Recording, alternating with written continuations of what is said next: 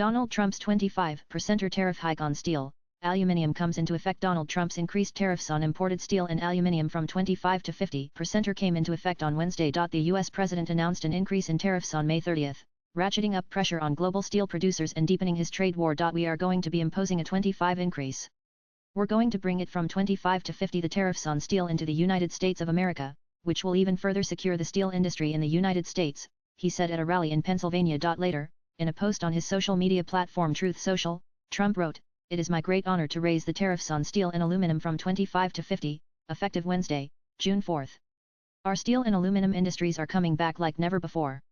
This will be another big jolt of great news for our wonderful steel and aluminium workers." The doubling of steel and aluminium levies intensifies Trump's global trade war and came just hours after he accused China of violating an agreement with the U.S. to mutually roll back tariffs and trade restrictions for critical minerals. Shares of steelmaker Cleveland-Cliffs Incorporated surged 26% after the market closed. American Samoa investors bet the new levies will help its profits. The announcement drew harsh reactions from U.S. trading partners around the world. Canada's Chamber of Commerce quickly denounced the tariff hike as antithetical to North American economic security. Unwinding the efficient, competitive, and reliable cross-border supply chains like we have in steel and aluminium comes at a great cost to both countries, Candice Lang, president of the Chamber, said in a statement. Canada's United Steelworkers Union called the move a direct attack on Canadian industries and workers. The European Commission said on Saturday that Europe is prepared to retaliate. This decision adds further uncertainty to the global economy and increases costs for consumers and businesses on both sides of the Atlantic, a European Commission spokesperson said. The EU is prepared to impose countermeasures, including in response to the latest US tariff increase. Australia's centre-left government also condemned the tariff increase,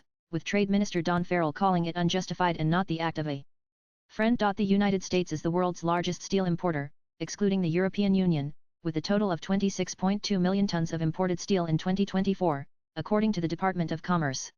As a result, the new tariffs will likely increase steel prices across the board, hitting industry and consumers alike. Swipe left for next video. Steel and aluminium tariffs were among the earliest put into effect by Trump when he returned to office in January. The tariffs of 25% on most steel and aluminium imported to the U.S. went into effect in March, and he had briefly threatened a 50% levy on Canadian steel but ultimately backed off. Latest blogs